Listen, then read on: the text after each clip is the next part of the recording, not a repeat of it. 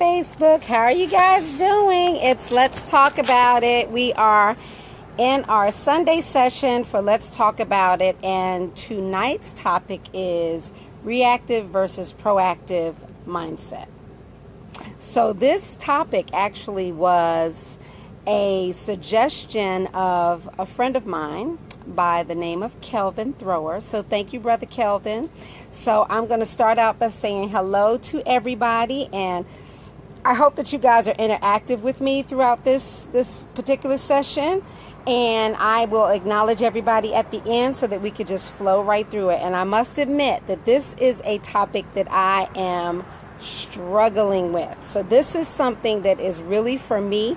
I tell you that these topics that I do, it is not something where I'm saying I have arrived and I am just on top of my game on all of these topics, because clearly I am not. I am a work in progress, just like we all are.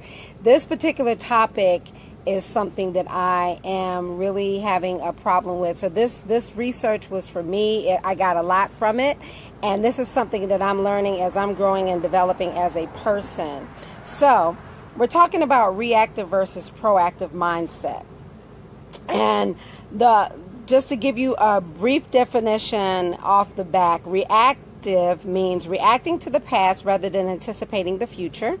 And proactive is acting before a situation becomes a source of confrontation or crisis. So one of the resources that I read said that it's both reaction, but one, you're reacting beforehand, and the other one, you're reacting after. So I thought that was really good.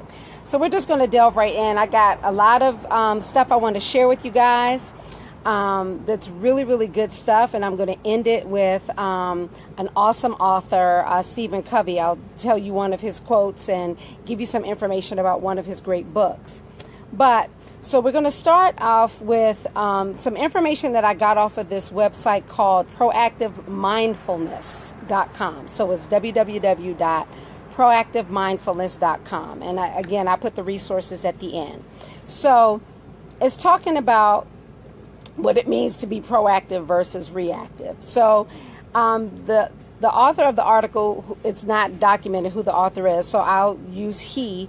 But he says that the word reactive implies that you don't have the initiative. You let the event set the agenda. So basically, you're tossed and turned, so to speak, by the tides of life. Okay? Each new wave catches you by surprise. Huffing and puffing, you scramble to react in order to just stay afloat. So that's being reactive. And I like the analogy that he uses. So he's using this water analogy, and he continues it through his description of being reactive versus proactive. So he says, in contrast, the image we associate with proactivity is one of grace under stress. I like that. To stay with the previous analogy, he says, let's say that you're in choppy waters. Now you look more at ease. Even though you're in choppy waters, when you're dealing in a proactive mindset, you're more at ease. It's not just that you anticipate the waves, you're in tune with them. You're not desperately trying to escape them. So in other words, this person, when they're being proactive, using the analogy of the water, know the wave. I just lost you for a minute there. Okay, they know the waves are coming, and they are expecting them to be there. So they're kind of flowing with it. This sun is doing something weird right now. Let me try to position myself a little bit. So y'all bear with me for a second. Okay, I think that's a little better. We still have the sun, but it's good. I'm outside today. So then it says, he goes on to talk about, I believe that being proactive is not as a mysterious quality that we have or don't have. It's a way of dealing with things that we can develop or strengthen.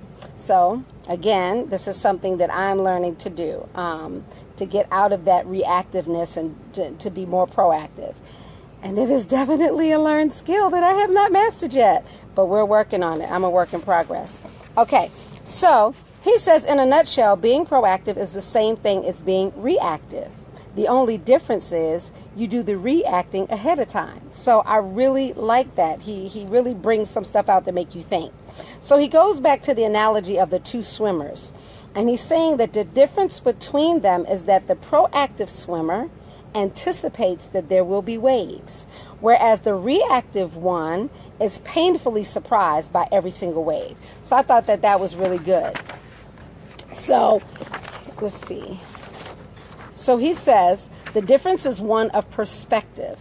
The proactive swimmer sees the big picture.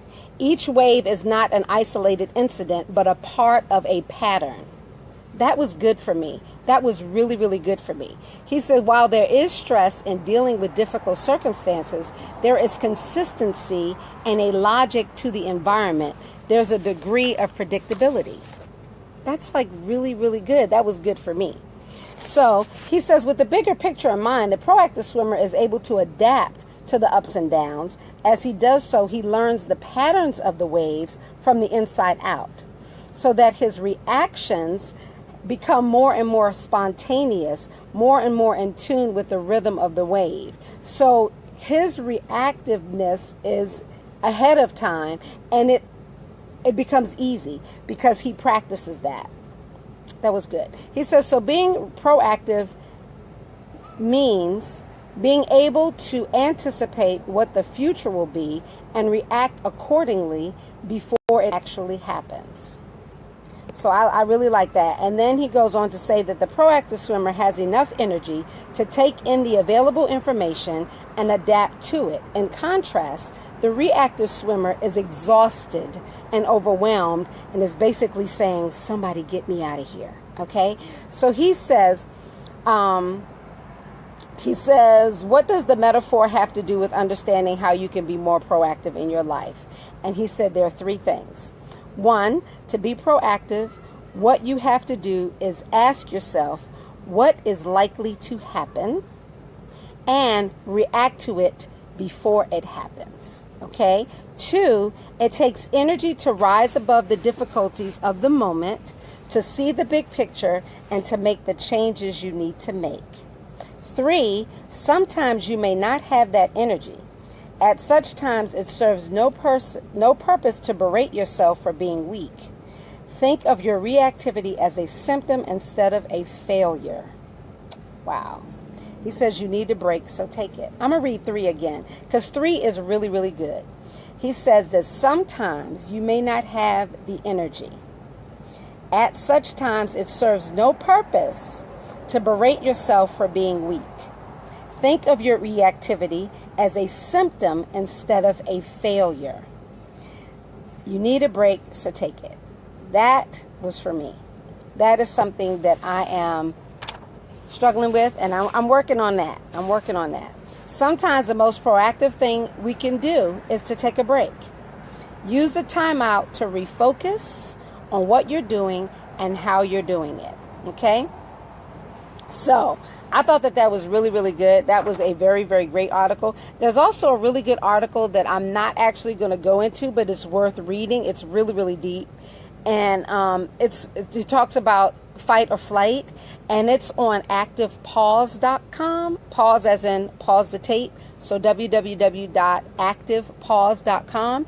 And the name of the title of the article is Shifting from Reactive to Proactive Mindset. So I'm going to put that in the post once the live show is done. It's something definitely worth checking out, but it's so deep that I can't skip over in it. You really have to read the whole article, and so I'm going to skip that one. I'm going to let you all read that one on your own. The second one that I want to share with you is by Judy Belmont, and she wrote this article, Are You Proactive or Reactive? And she put this on a website, www.lifehack.org. So this is a really, really good one. And she starts out with Stephen Covey, one of my favorite authors. And it's a quote that Stephen Covey actually has in one of his great books. And it's, if you're proactive, you don't have to wait for circumstances or other people to create perspective expanding experiences. You can consciously create your own. So I'm going to read that again.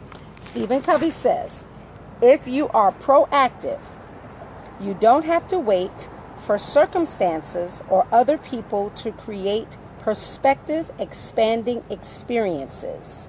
You can consciously create your own. That is deep. Chew on that one for a minute. It's good. Okay?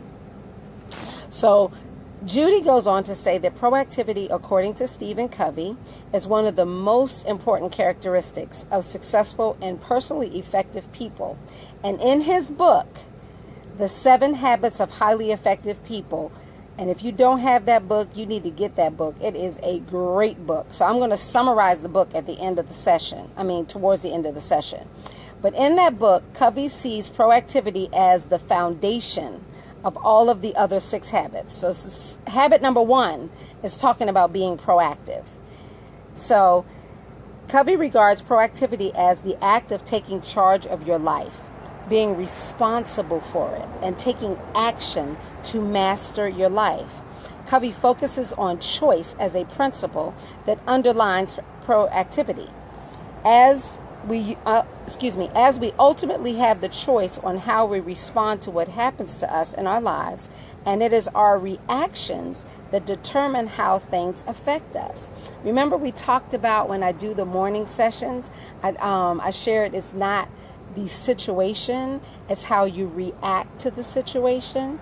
So you determine how you're going to deal with something by the way you react to it. This is exactly what Stephen Covey is talking about. And this is what Judy is talking about in her article. She says people who lack the proactivity habit tend to be more reactive, seeing themselves as victims of circumstance, unable to change their reactions, thus feeling much less empowered.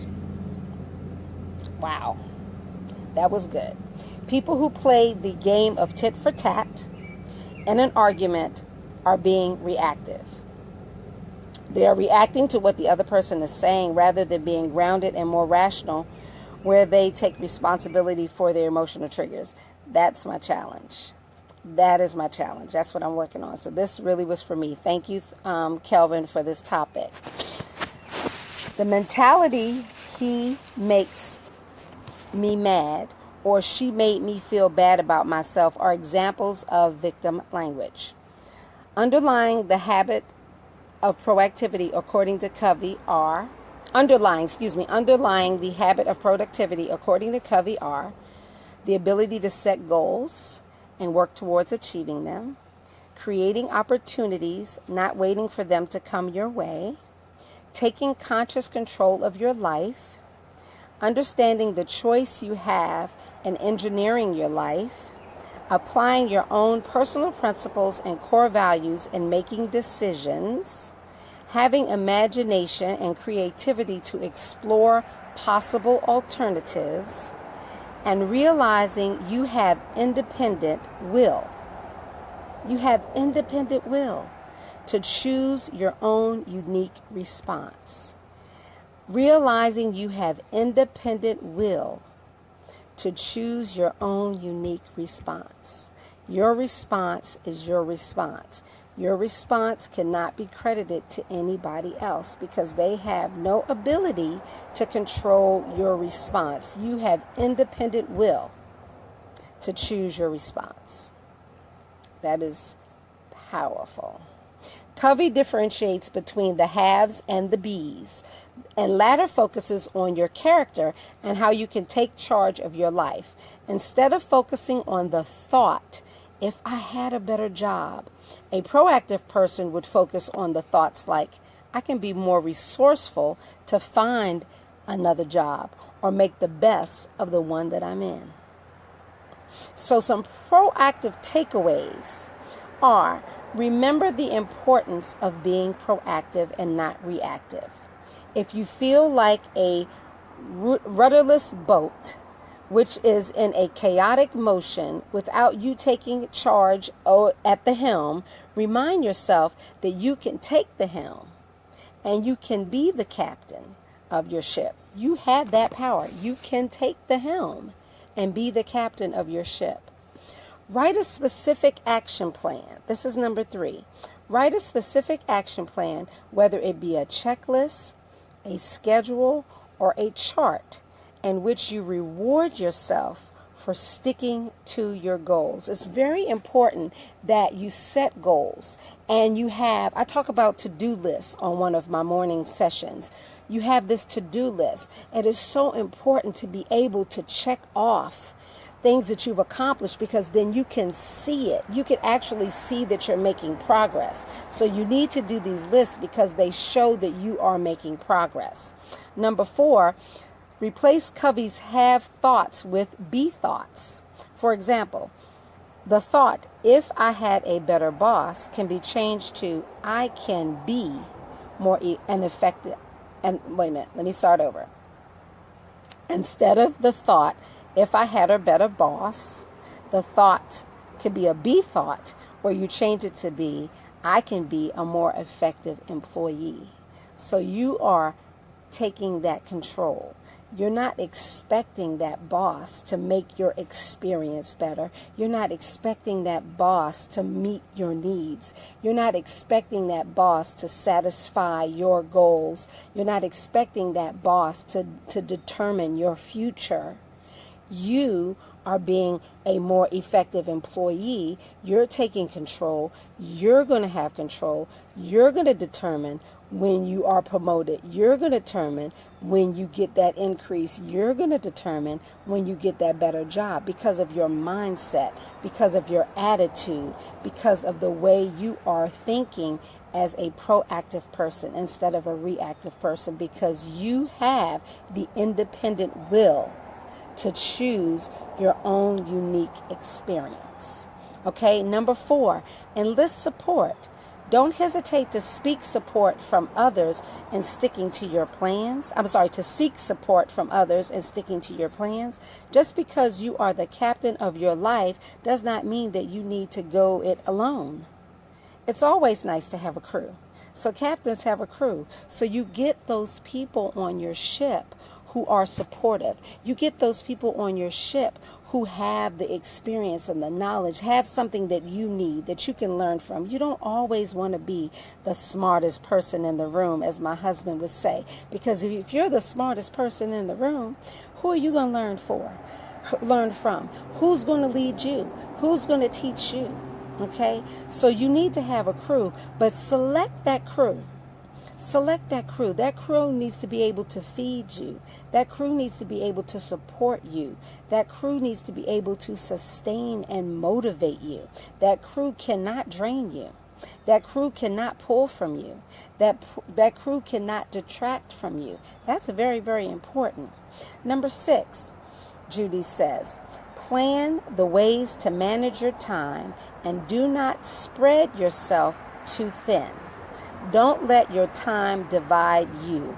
You can divide your time. Now, I talked about time extensively on one of my segments, and I talked about something that I got from T.D. Jakes, where he talks about you have your 86,400 seconds. I love that, and you all know I love it because this is like the 4th time I've talked about it. But you have this deposit of seconds every day. Although you're not guaranteed them tomorrow, you're expecting to get that time tomorrow. But what are you doing with it? Are you just expecting it? Are you taking for granted that you're going to get them? Because it's not promised to you. So what are you doing with them? Don't spread yourself too thin.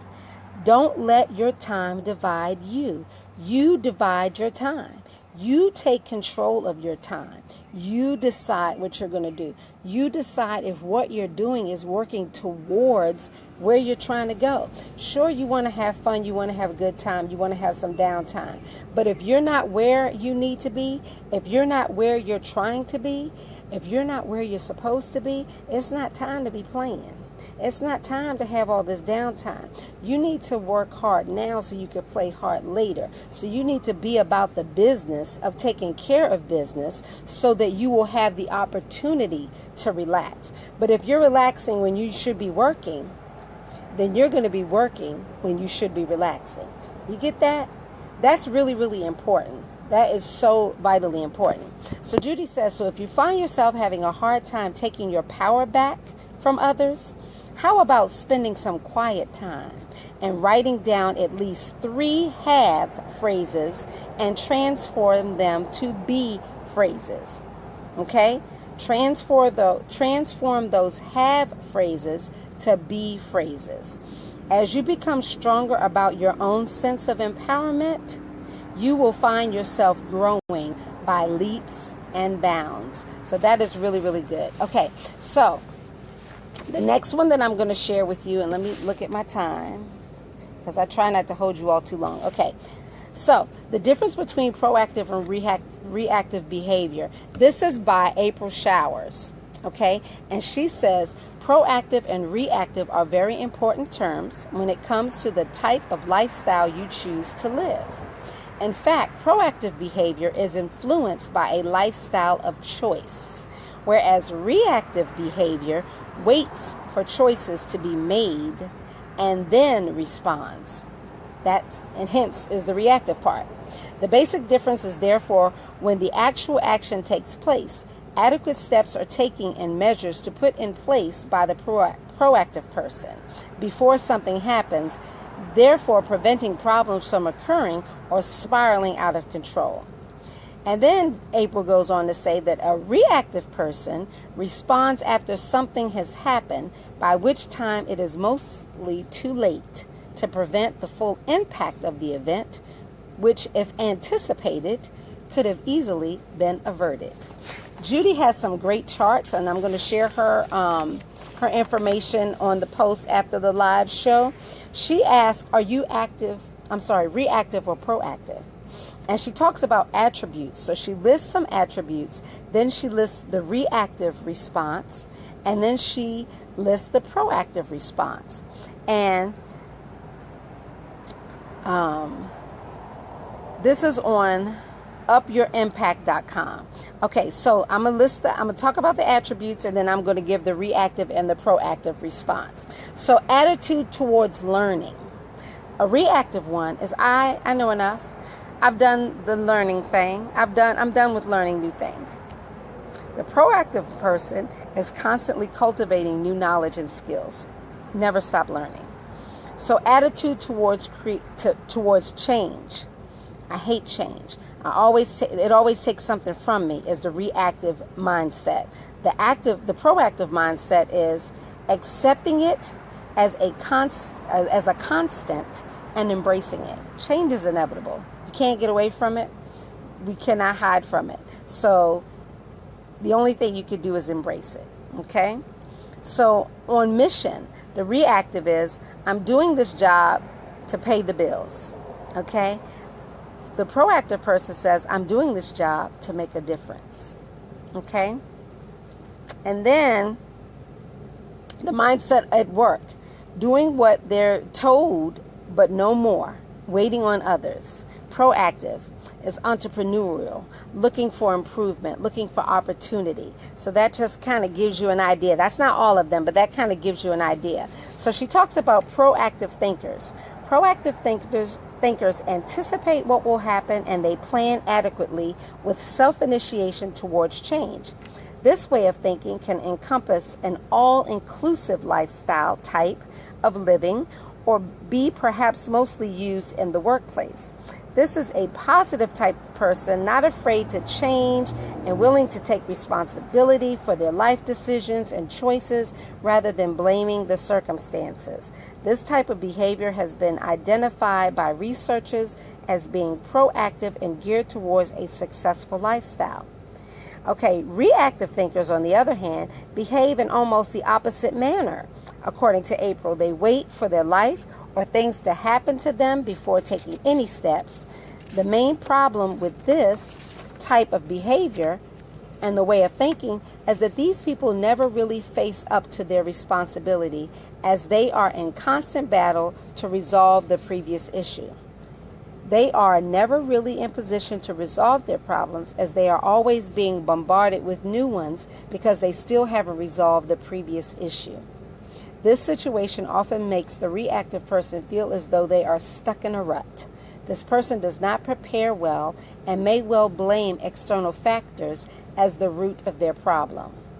Okay? So this is really, really good. She says proactive learners accept things as they are. That's a reactive learner. They accept things as they are. They wait to be taught. They function in habit. They defend their position, does enough, has veneer relationships, accepts goals, lacks sense of meaning, and avoids weaknesses. A proactive learner asks questions, seeks learning opportunities, functions mindfully, appreciates others' positions, goes the extra mile, has trust relationships, creates goals, seeks a sense of meaning, and builds and acts on strengths. So that's April Showers' her article. So I'm going to sum it up. I'm going to close it up. We got 5 minutes. So I'm going to close it up. I might go a little bit over, just a little bit, on the 7 habits of highly effective people. And this is really, really good. This is Stephen Covey's book, and it is a great book. If you don't have it, I suggest that you get it. But there are 7 habits that Stephen talks about. And the very, very first habit that Stephen talks about is being proactive. We don't want to be reactive. We want to be proactive. So, being proactive means more than taking initiative. It means we are responsible for our own lives. Our behavior is a function of our decision, not our conditions. Responsibility,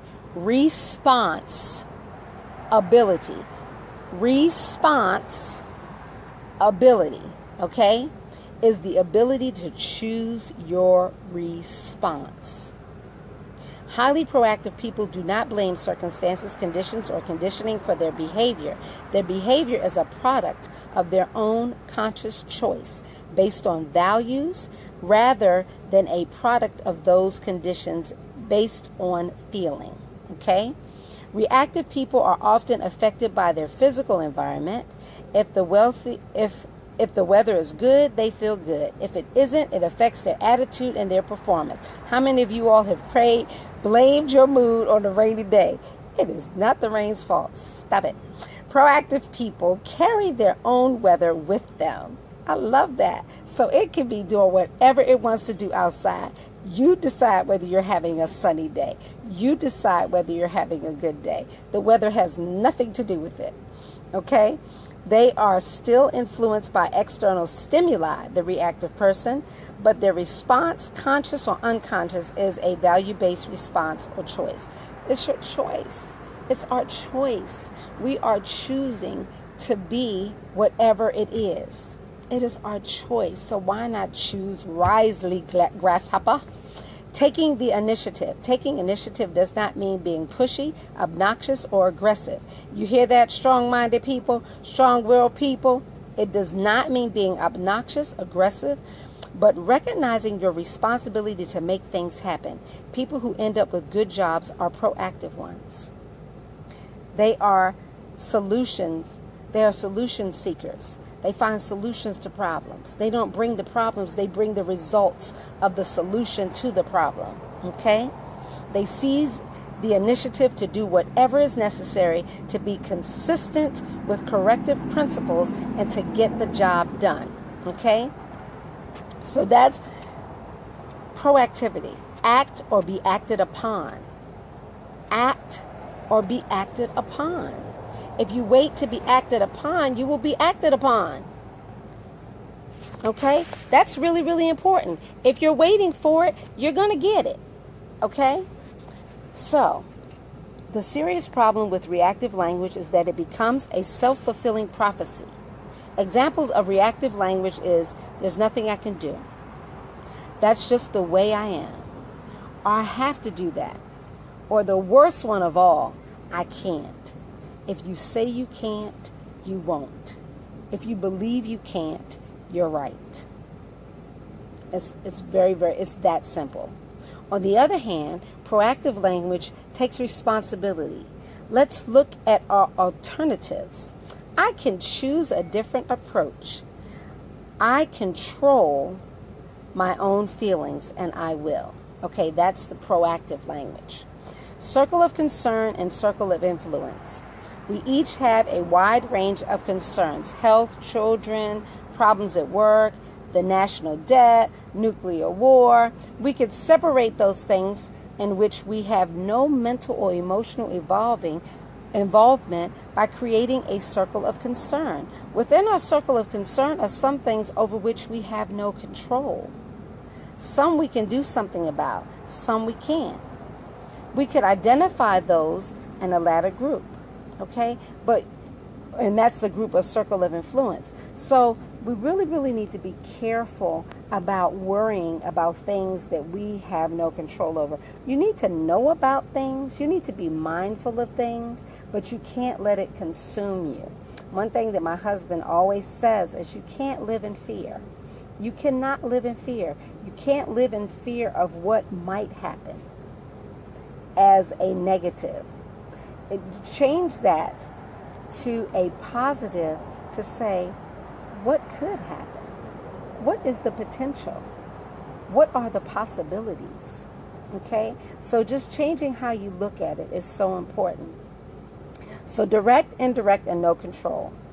The problem we face, it falls in one of those three categories. Direct control. Problems are solved by working on our habits, which are within our circle of influence. Okay? The indirect control, problems are solved by changing our methods of influence. And third, no control, problems involve taking responsibility to smile, to genuinely and peacefully accept and learn to live with certain situations, live with certain circumstances, live with certain problems. Okay? Some things we're not going to like. We're not going to like the situation. We're not going to like the circumstance. But sometimes it's beyond our control, and there's nothing we could do about it. So we have to learn how to live with it and decide how we're going to approach it, how we're going to deal with it. Since it's here, and right now it's here, it's in front of us, and there's nothing we could do about it being here and in front of us. How are we going to deal with it? What is going to be our proactive response, our attitude about dealing with this situation? Okay, so really quickly, proactivity, the 30-day test. For 30 days, work only in your circle of influence. Okay? So, work only in your circle of influence. Make small commitments and keep them. Okay, for 30 days. Be part of the solution, not part of the problem. When you make a mistake, admit it, correct it, and learn from it. Kenyetta, let me read that for you again. That's for me. Be a part of the solution, not part of the problem. When you make a mistake, admit it, correct it, and learn from it. Immediately.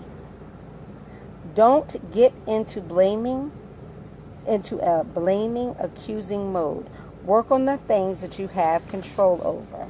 All right, Lord, I hear you. I hear you. I hear you. Habit number 2. Okay, so I'm going to go through the habits really quickly. So the 6 habits of highly successful people. Number 1 is being proactive. Number 2 is begin with the end in mind. That's something my husband always talks about. Number 3, put first things first. Number 4 is think win-win. Number 5 is seek first to understand, then to be understood. Number 6, synergize. Okay, so begin with the end of mind. Okay, it's 7:33. Y'all give me the 7:40. Give me 7 more minutes. Okay, just give me 7 more minutes. Begin with the end of mind. To begin with the end in mind means to start with a clear understanding of your destination. Okay, you need to know where you're going in order to better understand where you are now, so that the steps that you take, are always in the right direction. I'm going to read that again. To begin with the end of mind means to start with a clear understanding of your destination.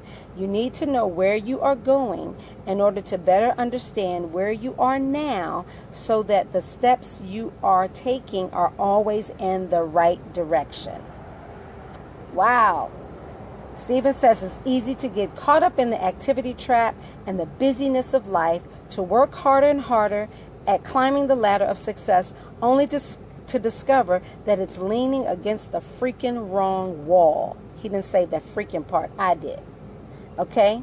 So begin with the end in mind is based on the principle that all things are created twice.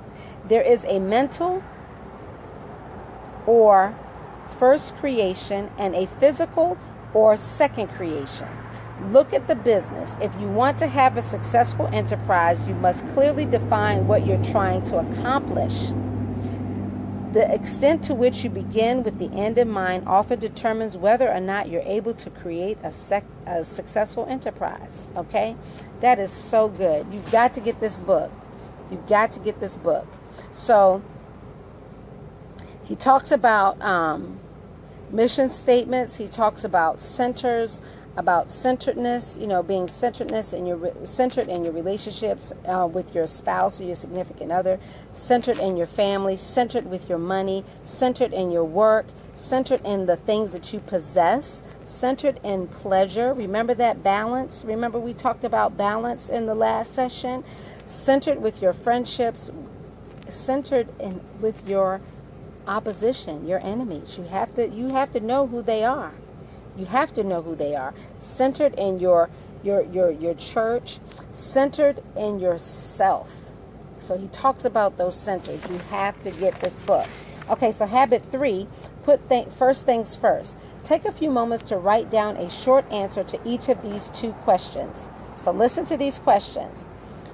What one thing could you do that you aren't doing now that if you did it on a regular basis would make a tremendous positive difference in your personal life? That's question number 1. What one thing could you do that you aren't doing right now that if you did it on a regular basis, it would make a tremendous positive difference in your personal life? Question number 2.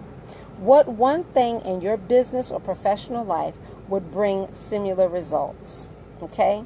So he says, for the putting first things first, write down the short answer to both of those questions. That's really, really important. So that's habit number 3.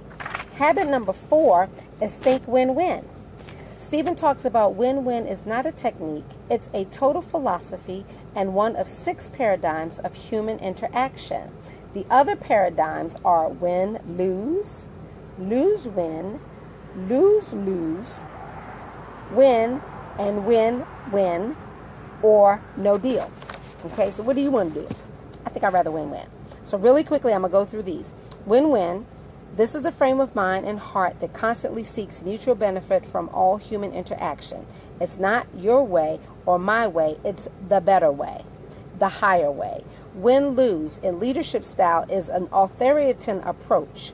I get my way, you don't get yours. That's win-lose. Lose-win is the worst than win-lose because it has no standards, no demands, no vision. And leadership is permissiveness or indulgence, being a nice guy, even if nice guys finish last. You don't want to lose-win. Lose-lose, it's win-lose. When 2 win-lose people get together, the result is lose-lose. Both will become vindictive and want to get back at each other. You don't want lose-lose. Win is people with this mentality don't necessarily want someone else to lose. What matters most is that they get what they want. So you don't just want win. You want win-win. You don't want my way, your way. You want the better way. You want the higher way. Win-win or no deal is if you can't find a solution that benefits both of you, we agree to disagree agreeably. That's not too bad, okay? So read his book.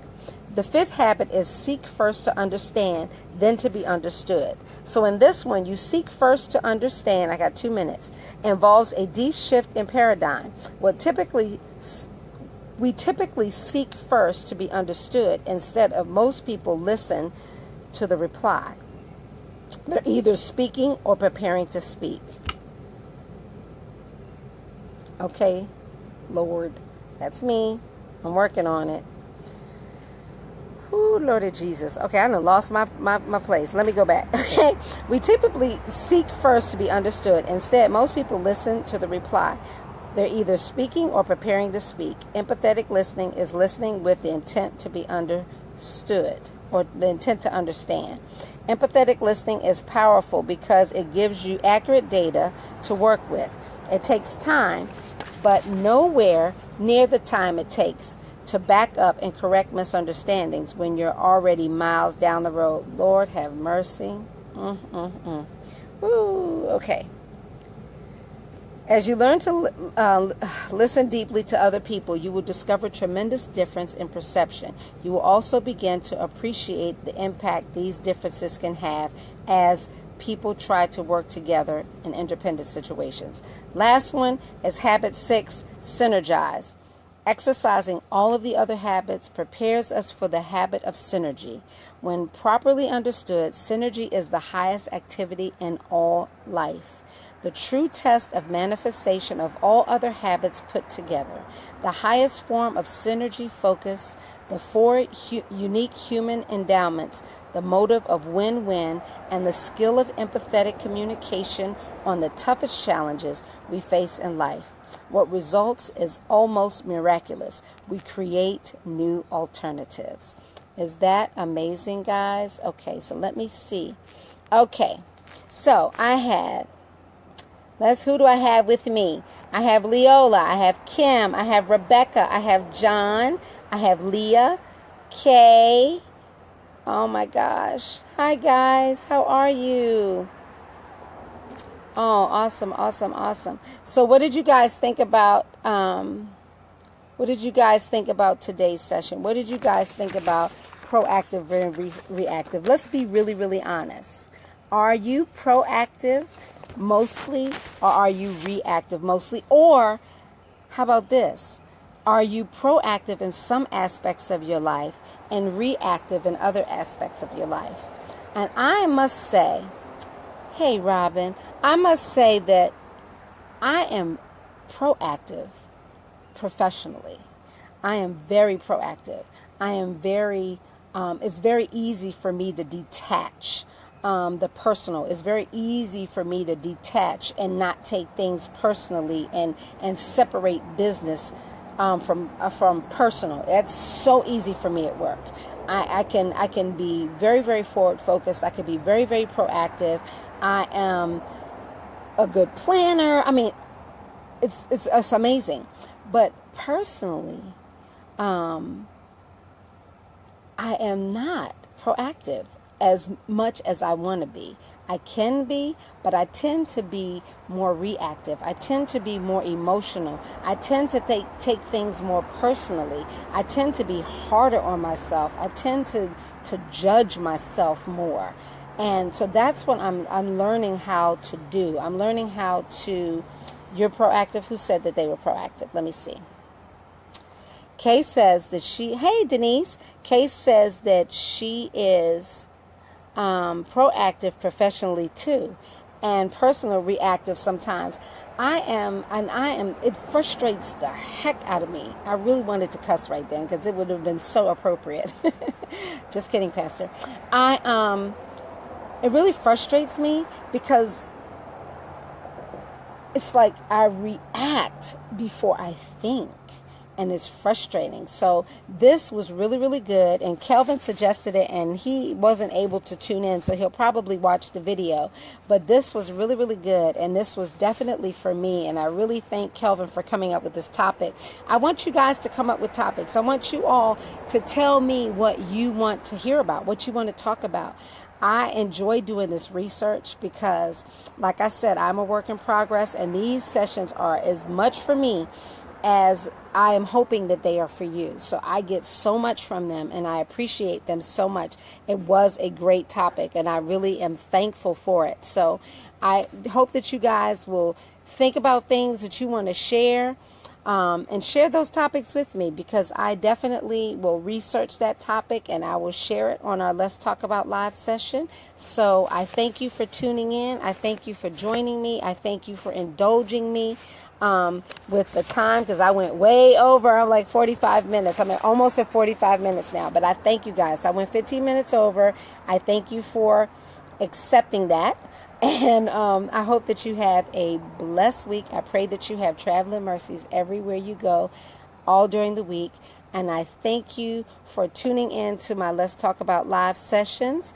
And I am going to thank you for saying it's okay. Thank you, Cousin Leola.